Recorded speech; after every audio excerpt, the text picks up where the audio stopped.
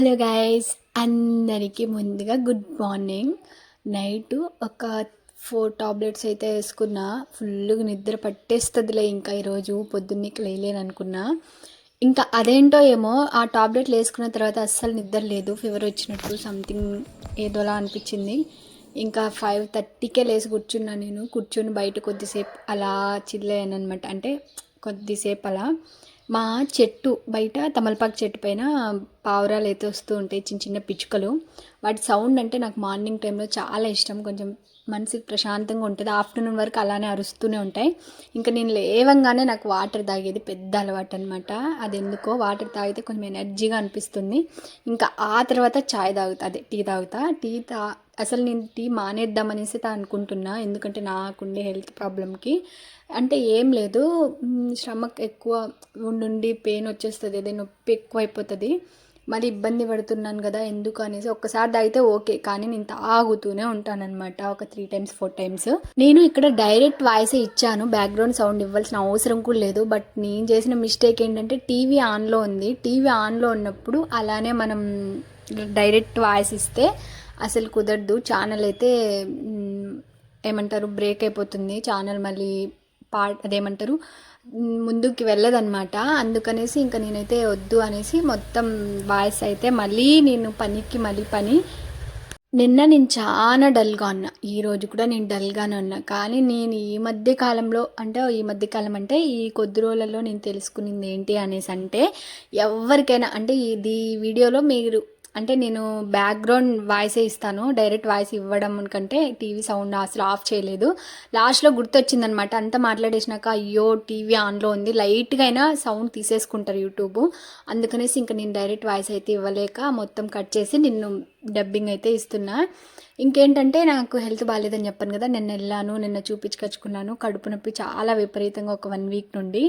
ఇంకా రైస్ కూడా ఏం తినట్లా. కొద్దిగా టాబ్లెట్లు వేసుకునేటప్పటి నుండి కొంచెం ఆకలి వేస్తుంది. అది కాక తినాలి, ఇంకా డోస్ ఎక్కువ ఉన్నాయి, నీరసంగా అయిపోతుంది అనేసి తింటున్నా.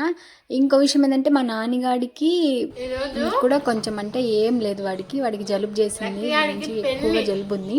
అందుకే వాడు ఈరోజు ఏమి ఎంత పెద్ద యాక్టివ్గా లేకుండా డల్గా ఉన్నాడు. ఇంకా మార్నింగ్ వేసుకునే టాబ్లెట్స్ ఏవైనా ఉన్నాయా అని నేను చెక్ చేసుకున్నాను, కానీ ఏం లేవు. అంటే మార్నింగ్ వేసుకుని ఉంటే తినకముందు వేసుకునేవి ఏం లేవు అనేసి ఇంకా నేనైతే ఈరోజు తింటున్నా. ఫాస్ట్గానే తినేస్తున్నా ఈరోజు ఏం తింటున్నానంటే పెసరబేళ్ళ అన్నం అనమాట. మా అమ్మ చేస్తుంది. చట్నీలోకి, పల్లీల చట్నీలోకి సూపర్ కాంబినేషను. ఒకవేళ మీకు ఆ రెసిపీ కావాలి అనుకుంటే నాకు కామెంట్ సెక్షన్లో కామెంట్ చేస్తే ఫుల్ వీడియో, అంటే ఫస్ట్ నుండి ఏంటి అన్నది, అసలు చాలా ఈజీ ప్రాసెస్. ఒక షార్ట్ వీడియోలోనే అప్లోడ్ చేసేయచ్చు. మీకు కావాలనుకుంటే క్లారిటీగా ఒక 10 మినిట్స్ ఫుల్ వీడియో అయితే అప్లోడ్ చేస్తాను, కామెంట్ చేసేయండి. నేను ఈ మధ్యకాలంలో కొన్ని తెలుసుకున్నాను అనేసి చెప్పాను కదా. ఏంటి అంటే ఈ మధ్యకాలంలో కాదు, 1 ఇయర్ 2 ఇయర్స్ బ్యాకే తెలుసు. బట్ కానీ ఈ మధ్యకాలంలో మర్చిపోయినట్టున్నా. ఏంటంటే హెల్త్ బాగాలేనప్పుడు నేను ఎప్పుడైనా కానీ, అంటే అందరూ ఏమనుకుంటారు, మా ఇంట్లో వాళ్ళు కొంచెం హెల్త్ బాగాలేకుండా ఉంటే డల్ అయిపోతాను అనేసి అనుకుంటారు. ఆల్మోస్ట్ నేను ఎంత హెల్త్ బాగాలేకపోయినా నేనే చెప్పుకుంటానమాట. మళ్ళీ అంత డౌన్ కాను. నాకు హెల్త్ బాగాలేదు అని నేను అనుకోకూడదు.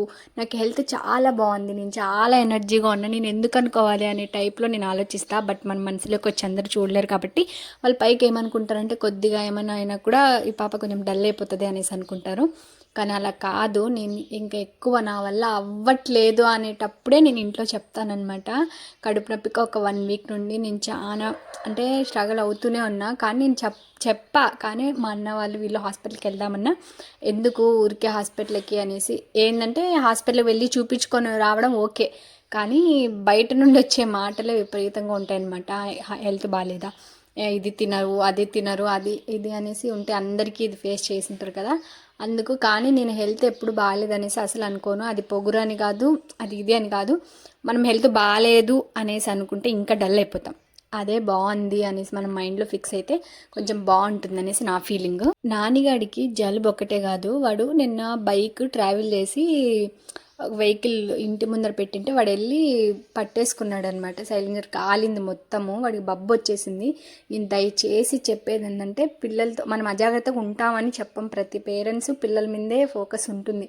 కానీ ఏదైనా ట్రావెల్ చేసి వచ్చిన బైక్ కావచ్చు, స్కూటీ కావచ్చు, ఇంకా ఏదైనా కానీ అలా ఏదైనా ఇబ్బందిగా అనిపించి పెట్టాకండి. ఎందుకనంటే పిల్లల్ని పోనిచ్చొద్దండి. పెట్టడం అంటే మనం ఇంకా ఎక్కడా లేదు, ఇంటి దగ్గరే పెట్టేసుకుంటాం వెహికల్స్. బట్ కానీ చిన్నపిల్లల దగ్గర కొద్దిసేపు ఒక 1 అవర్, ఒక 2 అవర్స్ అది కూల్ అయ్యేంత వరకు బైక్ పంపించొద్దండి. మళ్ళీ బాధపడాల్సింది వాళ్ళకి పెయిన్ ఉండొచ్చు, కానీ మనకు అంతకు మించిన బాధ ఉంటుంది. నాన్నగాడు కాలినప్పుడే చాలా ఏడ్చినాడు. ఇంకా హాస్పిటల్కి తీసుకొని వచ్చి పూత ముందు అవి ఇవి ఇచ్చారు. వాడిన తర్వాత వాడు కొంచెం కూల్ డౌన్. వాడు కూడా చాలా గట్టని చెప్తాను నేను. అంటే ముగ్గురు పిల్లలు కూడా కొంచెం స్ట్రాంగ్గానే ఉంటాడు. లక్కీ పెట్టని కొంచెం వీక్గా అనిపిస్తాడు అనమాట. అంటే ఏదైనా వచ్చినా కూడా తట్టుకోలేడు వాడు. వాడు కూడా మాటలు చెప్తే మంచిగా మూవ్ ఆన్ అయిపోతాడు, అంటే మంచిగా యాక్టివ్గా ఉండిపోతాడు. ఇంకో విషయం ఏంటంటే, నేను ఈ మధ్యకాలంలో చాలా వీడియోస్ తీయాలి, ఫుల్ వీడియోస్ తీయాలి అనుకున్నా. నేను చెప్తున్నాను కదా, 1 వీక్ 2 వీక్స్ నుండి నాకు హెల్త్ అయితే అస్సలు బాగాలేదు. కానీ ఇది నా లైఫ్ స్టైల్ కాబట్టి అక్కడికి ఒక షార్ట్ వీడియోస్, ఇంకా ఇన్స్టాగ్రామ్లో నా రీల్స్ అవి ఇవి నేను చూసుకుంటూనే ఉన్నా. ఇంకా నాకు చెయ్యలేను అనే ఒక రోజు తప్పనిచ్చి చేస్తూనే ఉన్నా. ఎంత హెల్త్ బాగాలేకపోయినా నేను బయటికి చెప్పలేను, కానీ లోపల కొంచెం ఇబ్బందిగానే అనిపిస్తుంది. ఈరోజు కొంచెం సరే, నేను డల్గా ఉంటే నేను డల్గానే ఉంటాను కదా అనేసి, ఇలా కాదు అనేసి మళ్ళీ లేసి, ఓకే కడుపు నొప్పి నాకేం డైలీ డే మొత్తం ఉండదు, ఒక 1/2 అవర్ నొప్పి అనిపిస్తే ఒక 1/2 అవర్ ఓకే అన్నట్టు అనిపిస్తుంది. ఇంకా టాబ్లెట్లు కూడా యూజ్ చేస్తున్నా కాబట్టి ఇప్పుడైతే నాకు రికవర్ అంటే బాగానే ఉన్నాను నేను.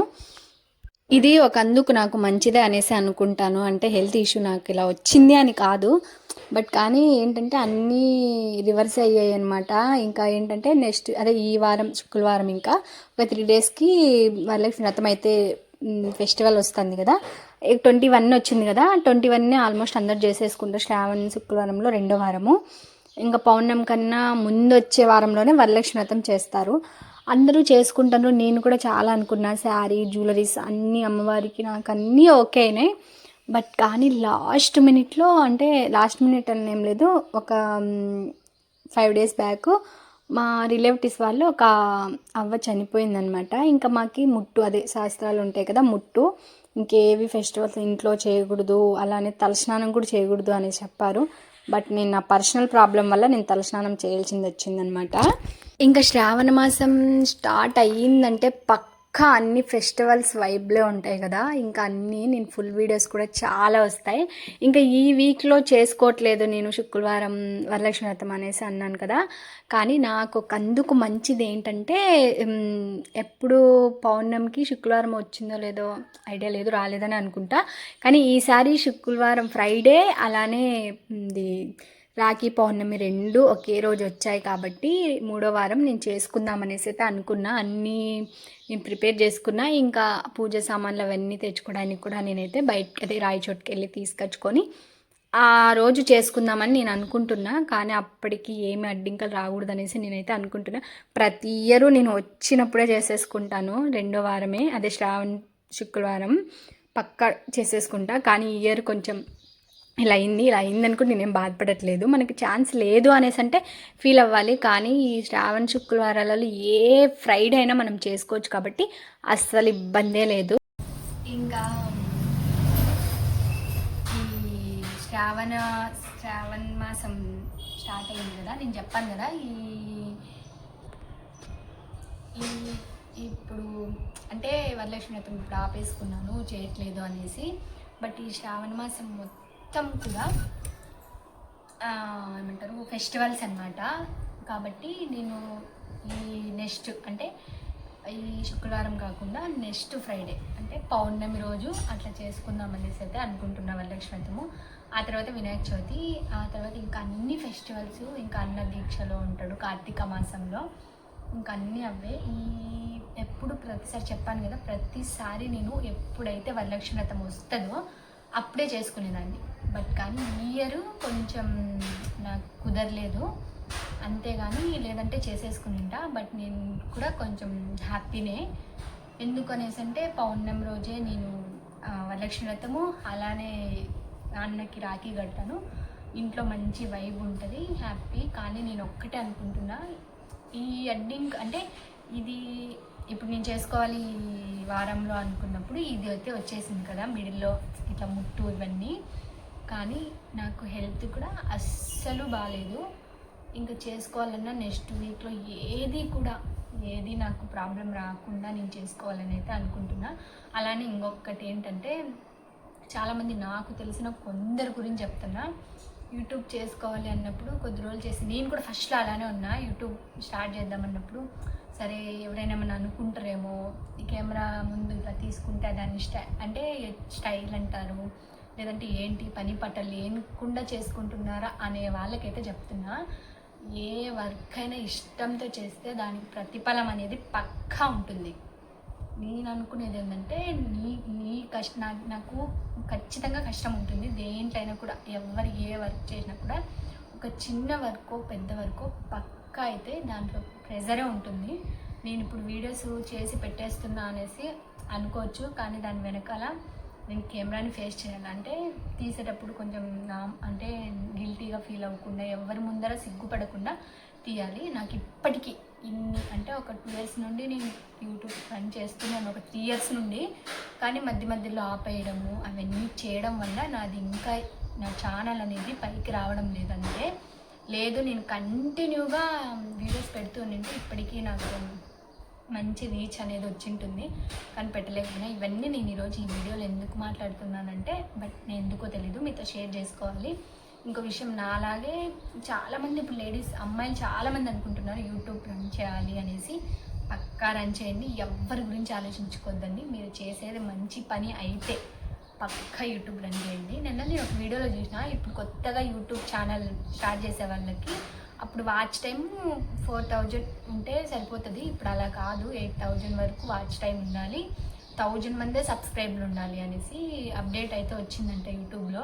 ముందు ఛానల్ క్రియేట్ చేసిన వాళ్ళకైతే ఎటువంటి ప్రాబ్లం లేదు, కానీ ఇప్పుడు ఇంకా జనవరి నుండి స్టార్ట్ అవుతుందంట అప్డేట్ అయితే. అంతలో కానీ మంచిగా మంచి రోజుకి ఒక 2 వీడియోస్ 1 వీడియోనో మీకు తోచినంత పెట్టండి, సిగ్గుపడద్దండి. ఇప్పుడు నేను ఈ వీడియో తీసినప్పుడు కూడా చాలామంది అనుకుంటారు ఎందుకు టైం వేస్ట్ అనేసి. కాదు, ఏదో ఒక రోజు మనం అనుకున్నది జరిగినప్పుడు అప్పుడు అందరికీ సమాధానం చెప్పచ్చు. మనం చేసే దాంట్లో తప్పు కాదు అని మనకి ఇక్కడ అనిపిస్తే ఏ పనైనా చేయాలి. నేనైతే ఇంక నుండి ఆపాలని అస్సలు అనుకోవడం లేదు. వీడియోస్ మంచిగా నేను చేసుకొని నా లైఫ్ నేను మంచిగా అయితే చేసుకోవాలి, వీడియోస్ ఆపకూడదు అనేసి నేనైతే ఫిక్స్ అయిపోయాను. అందుకే నా హెల్త్ ఎలా ఉన్నా, నా హెల్త్ కండిషన్ ఎలా ఉన్నా, ఎవరు ఏమనుకున్నా కూడా నేను పక్కా నా వీడియోస్ నేను తీస్తాను. ఎవరేమన్నా అనుకొని ఈ పొద్దు మనల్ని వద్దు అనేవాళ్ళే రేపు పొద్దున్నే షేక్ హ్యాండ్ ఇచ్చే అంతవరకు అయితే మనం కష్టపడాలి అంతే.